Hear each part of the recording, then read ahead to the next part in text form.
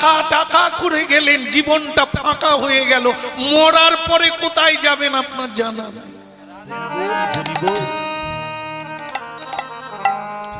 মরার পরে দুটো জায়গায় মানুষ যায়, একটা হলো মানুষের ব্যবহার, একটা অমানুষের ব্যবহার। মানব চরিত্র, মানব ধর্ম, মানব রুট নিয়ম, সেটা মেনে চললে তুমি মানো, তাহলে তুমি গোলক বৈকুণ্ঠে যাবে, শ্রীকৃষ্ণ ধামে, যেখানে মানে ভক্তিমতী মা, তার গর্ভে তুমি আবার জন্ম পাবে, জন্মের পর থেকে প্রসাদ পাবে, কৃষ্ণ কথা বলবে, সাধু সেবা দেবে, সাধুর সঙ্গে হাত তুলে হরি বল হরি বল। হ্যাঁ, এটা হলো মানুষের কাজ। আর যেটা অমানুষের কাজ, সাধুর নিন্দা করা, ভগবানকে স্বীকার না করা, যার দ্রব্য তাকে না দিয়ে খাওয়া, চুরি করে খাওয়া, এগুলি যারা করে তারা নরকে যায়, জমালয়ে। তা আপনি যা জীবনে করেছে, ভালো কাজ একটাও করেন না, তা আপনাকে নরকে যেতে হবে। সেখানে আপনার বিচার হবে, যমরাজ বিচার করবে। সকলেরই বিচারের খাতা আছে, মরার আগে ওখানে জমা পড়বে। সবাইকে কাঠগড়ায় দাঁড়াতে হবে। দাঁড়ি পাল্লার দুটো দিক, একদিকে তোমার কর্ম, আর একদিকে তোমার ফল। সেই অনুসারে তোমার বিচার হবে। তবে আমি হাত জোড়ো করে, আপনারা 3 মিনিট আছে, আপনি আর 3 মিনিট বাঁচবেন। আপনাকে আমি একটা কথা বলি, মানবেন কিনা আপনি চিন্তা করে দেখবেন। আপনার যখন বিচার হবে না, আপনি বলবেন যে আমি পুণ্য ফলটা আগে নেব, বাস, আর কিছু আমার বলার নেই। আপনার উপকারের জন্য আমি স্টেশনে বসে আছি, আমি হরিনাম গাই সকলের জন্য। যারা দাঁড়ায় তারাও শোনে, যারা দাঁড়ায় না তাদের কানেও পৌঁছে। কারণ আমি জানি হরিনাম ছাড়া জীবের কোনো দুর্গতির শেষ নাই। তাহলে তুই বলছিস আমি মরে যাব, আর 3 মিনিট না, আর 1 সেকেন্ড। সব চাইতে সত্য হচ্ছে মৃত্যু। একে রোধ করতে দেবতারাও পারে না। মরে গেল জমিদার, মরে গেলে আমাদের দেহটা যায় শ্মশানে। আমরা কোথায় যাই? আমরা যাই বিচারশালায়। সেখানে যম শাস্তির যাতনা, যম যাতনার একটা দেহ আছে, এই প্রাণটাকে তার ভেতরে ঢুকিয়ে দেওয়া হয়। মহাভারত পড়বে, সাবিত্রীর কাছ থেকে যখন সত্যবানকে নিয়ে গিয়েছিলেন, কিভাবে নিয়ে গিয়েছে? দেহ রইল সাবিত্রীর কাছে, প্রাণটা নিয়ে যাচ্ছেন যমরাজ কিভাবে? হ্যাঁ, যাই হোক, সেখানে দাঁড়িয়ে গেল বিচারশালায়। যমরাজ বললেন, চিত্রগুপ্ত, এই যে মরলো তার খাতাটা খুলে দেখো তো, জীবনে কতটা পাপ কতটা পুণ্য করেছে, খাতাটা খুলে দেখো। খাতা খুলে চিত্রগুপ্ত বললেন, শুধু পাপ আর পাপ, পুণ্য কোথাও নাই। ভালো কাজ করলে পুণ্য হয়, খারাপ কাজ করলে পাপ হয়, জীবনে তাই করে। যমরাজ বললেন, দাঁড়াও চিত্রগুপ্ত, এটা জীব জন্তু নয়, মানুষ। মানুষ জানতে অজান্তে একটাও ভালো কাজ করে না, এটা হতে পারে না। আর একবার দেখ, আবার একবার দেখলো, বলে মহারাজ আমার ভুল হয়েছিল, একেবারে শেষের দিনে একটা ভালো কাজ করেছে। কি কাজ? আপনারা হরিনাম শুনছে, ভুলে যাননি কেউ। শেষের দিনে কি করলো তার মনে পড়ে গেল। এক কুলিকে গালাগালি করেছে, এক গরিব মানুষকে গালাগালি করেছে।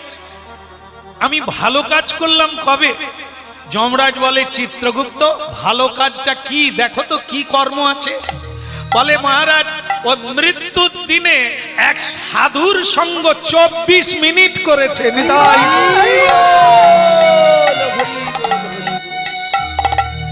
24 মিনিট এক সাধুর সঙ্গ করেছে, এই জন্য সেটাই ওর পুণ্য নামে লেখা আছে। ভাবু, যাকে কুলি মনে করলো তার সঙ্গ ফলে তার হরিনাম শুনে এনার খাতায় পুণ্য লেখা হলো। রাধে রাধে। ওরে অন্ধ মানুষ, আর কবে তোর চৈতন্য হবে রে? সাধু সঙ্গের ফল কি? এই শোনো, তোমার এই 24 মিনিটের ফল, যেহেতু তুমি সাধুর সঙ্গে মৃত্যুকালে 24 মিনিট ছিলে, তাই তোমাকে 24 ঘন্টা দেওয়া হলো। হ্যাঁ, নন্দন কাননে যেখানে ঋষি মুনি গন্ধর্ব কিন্নর ভগবানের কীর্তন গুণ কীর্তন করে, সেই জায়গায় তুমি 24 ঘন্টা সুযোগ পাবে। বলো তুমি কোনটা আগে নেবে? অনন্তকালে নরক নেবে না 24 ঘন্টা নেবে? মনে পড়ে গেল সেই ছেলেটার কথা বলেছিল না, আগে পুণ্যটা চাইবে। আগে মহারাজ অনন্তকাল ধরে যাকে পচে মরতে হবে নরকে, সেটা শেষেই নেব, আগেই ছোট্ট পুঁজিটা শেষ করে নি। আপনি আমাকে পুণ্যটা দেন। কে আছিস? একে নিয়ে যা, নন্দন কাননে ছেড়ে দিবি। 24 ঘন্টা পরে ঘাড় গলায় শিকল দিয়ে কাঁটা গাছের ওপর দিয়ে টানতে টানতে একে নরক কুণ্ডে নিয়ে যা। নন্দন কাননে 24 ঘন্টা সময় পেল, কি করবে সে? এমন সময় সেই কুলি বোঝা বহা ছেলেটা পৌঁছে গেল। হরিব কে গো তুমি কাঙালে বেশে এলে তুমি আমার কাছে? কে গো তুমি কাঙাল বেশে এলে বলো আমার কাছে?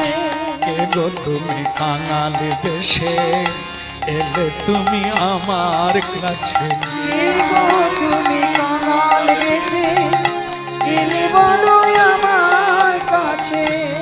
দেখে মনে হয় তোমারে, দেখে মনে হয় তোমারে চেনা চেনাই আমার কাছে। কে গো তুমি কাঙাল বেশে এলে তুমি আমার কাছে? কে গো তুমি কাঙাল বেশে এলে বলো আমার কাছে?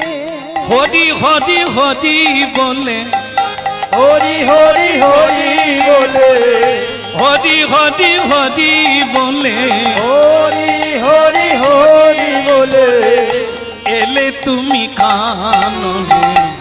কে গো তুমি কাঙাল বেশে এলে তুমি আমার কাছে? কে গো তুমি কাঙাল বেশে এলে বলো আমার কাছে?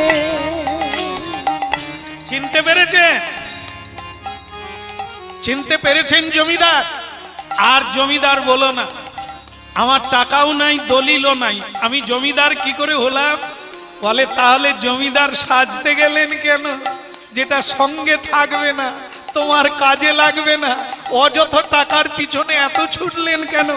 যদি সাধুর সঙ্গে হরিবল বলতে, যদি নিতাই বলতে। বলো আমার কাছে কে গো তুমি কাঙাল বেশে এলে বলো আমার কাছে?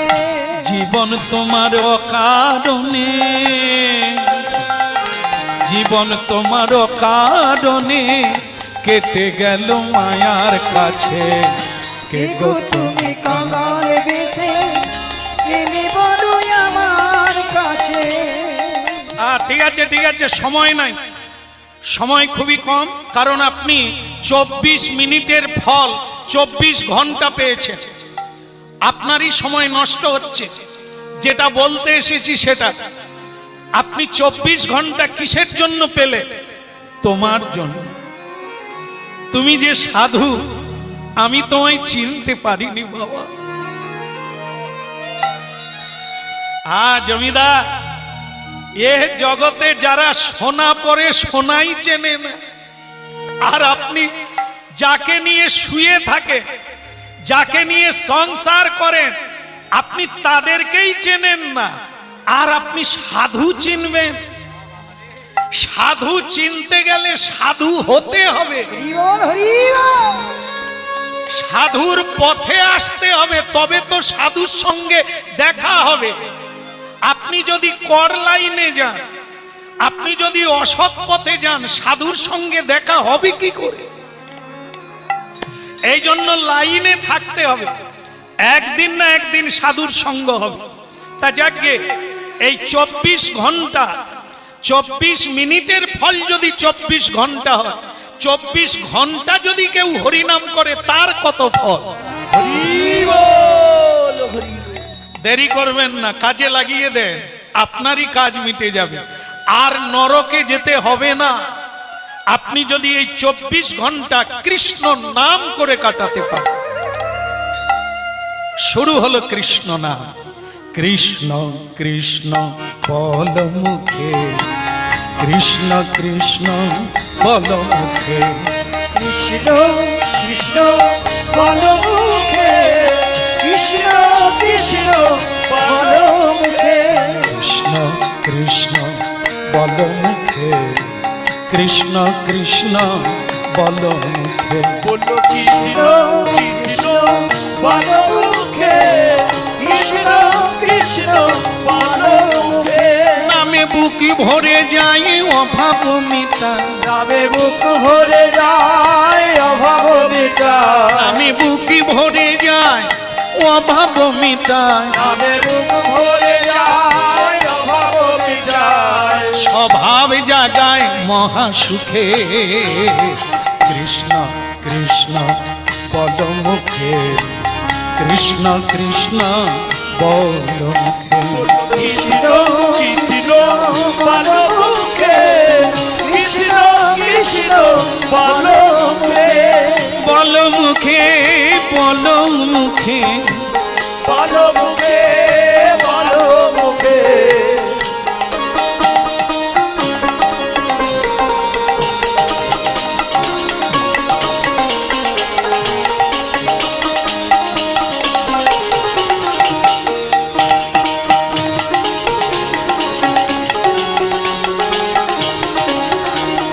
কৃষ্ণ কৃষ্ণ বল মুখে, কৃষ্ণ কৃষ্ণ বল মুখে। বলো কৃষ্ণ কৃষ্ণ বল মুখে, কৃষ্ণ কৃষ্ণ বল মুখে। নামে বুকি ভরে যায় অভাব মিটায়, নামে বুক ভরে যায় অভাব মিটায়, নামে বুকি ভরে যায় অভাব মিটায়। নামে বুক ভরে যায় অভাব মিটায়। ফলে স্বভাব জাগায় মহা সুখে। মনামা কৃষ্ণ কৃষ্ণ বল মুখে, কৃষ্ণ কৃষ্ণ বল মুখে। বলো কৃষ্ণ কৃষ্ণ বল মুখে, কৃষ্ণ কৃষ্ণ বল মুখে। বল মুখে বল মুখে, বল মুখে বল মুখে। কৃষ্ণ কৃষ্ণ বল মুখে। বল কৃষ্ণ কৃষ্ণ বল মুখে।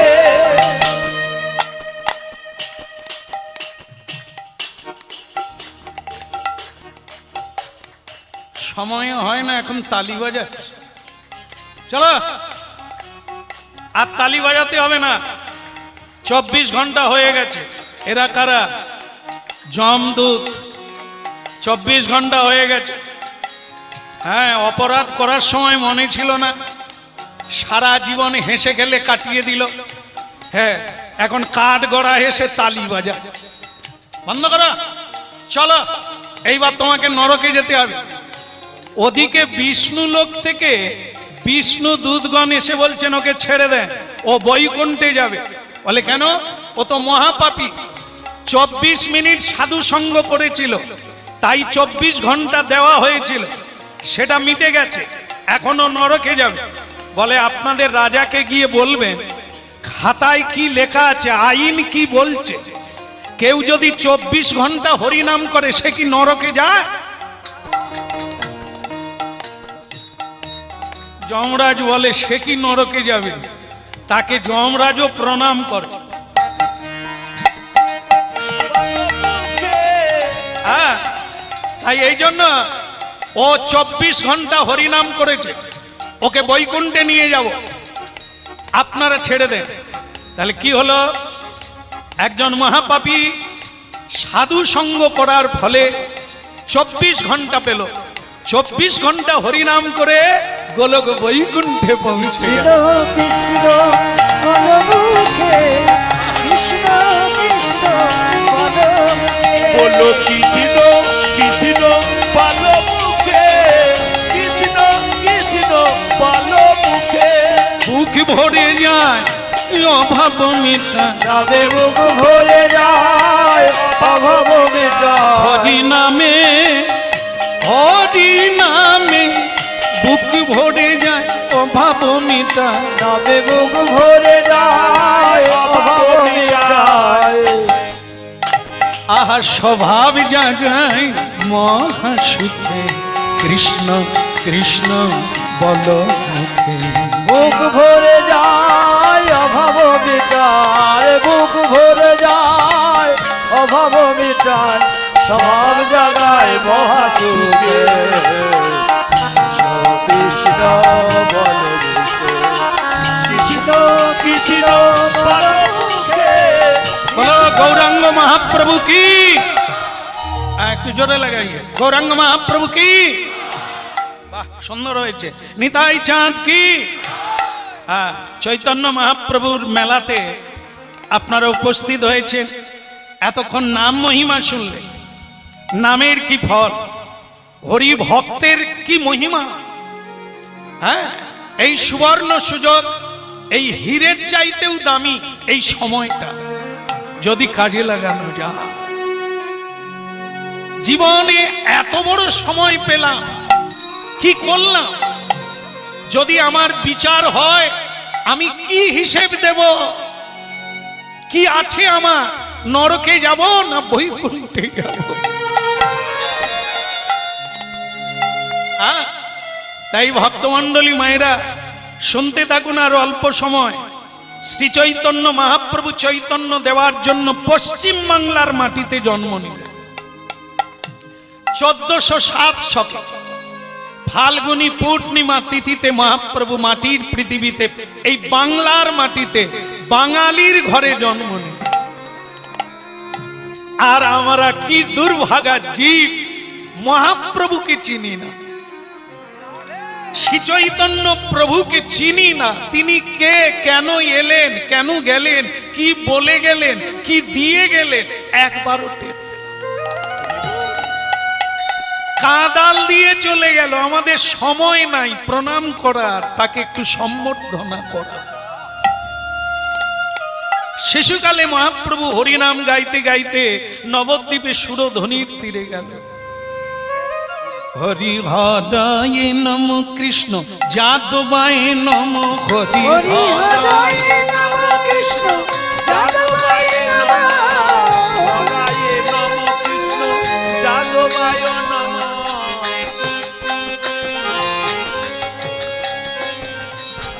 তোমার হরিনাম ভালো লাগে? ভালো লাগে? তাহলে শিকনটা মুছে না। মহাপ্রভুর বয়স যখন 12 বৎসর, তার দলটাও সেরকম, কারো প্যান আছে কারো প্যান নেই। 9-10 বছরের ছেলে, তখনকার দিনে লেখাপড়াও 9-10-এ শুরু হয় না। সে তাহলে কি হবে, শিকন বেরোচ্ছে।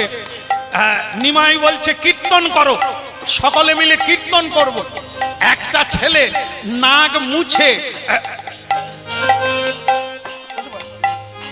বসে পড়ে যাবে। আমরা নাক মুছলে কিসে মুছি? রুমাল থাকে না, স্টাইল দিয়ে রুমালি মুছি, কিন্তু ওই ছেলের প্যানও নাই, কোথায় মুছবে? এরকম নিল আর এরকম দিয়ে নিমাইকে বলছে, নিমাই কীর্তন তো গাইবি। আমার দাদু বলে কীর্তনের দল করতে গেলে খোল লাগে, করতাল লাগে, পাবি বা কোথায়? পাবি বা কোথায়? পাবি বা কোথায়? পাবি বা কোথায়? পাবি বা কোথায়? খোল করো তালে পাবি বা কোথায়? খোল করো তালে পাবি বা কোথায়? হরি হরি যায় না বলা, খোল করো তালে পাবি বা কোথায়? হরি হরি যায় না বলা, খোল করো তালে পাবি বা কোথায়? পাবি বা কোথায়? পাবি বা কোথায়? খোল করো তালে পাবি বা কোথায়? খোল করো তালে পাবি বা কোথায়? ভক্তমণ্ডলী মায়েরা, খোল বিধাতা দিয়েছে, সবাইকে খোল দিয়েছে। সে খোলটা কি? খোল মাটি দিয়ে তৈরি, চামড়ার আবরণ। আমাদের দেহটা এটা কি দিয়ে তৈরি? মাটির দেহ। মাটি কি সুন্দর গান, তাল গাছে উঠে গান গাইছে, মোচা কাটছে, রস, যে রস খেয়ে তাল গাছের উপরে উঠে গান গাইছে, মাটির দেহ মাটি হবে,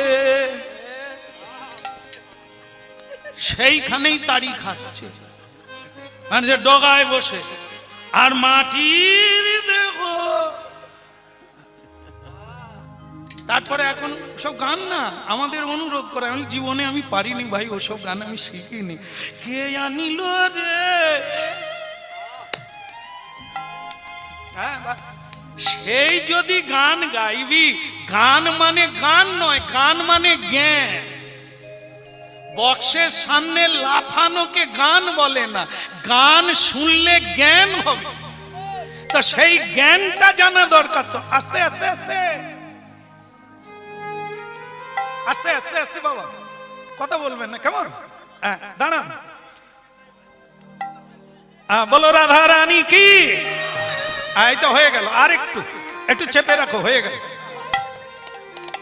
এই তো শেষ হয়ে গেল। তাহলে কি হলো? এই শোনো, গান মানে জ্ঞান। জ্ঞান জানতে হবে কার গান গাইছে ওটা না। এই জন্য মাটির দেহ মাটি হলো, এটা না, মাটির দেহ মাটি হবে, এখনো হয়নি।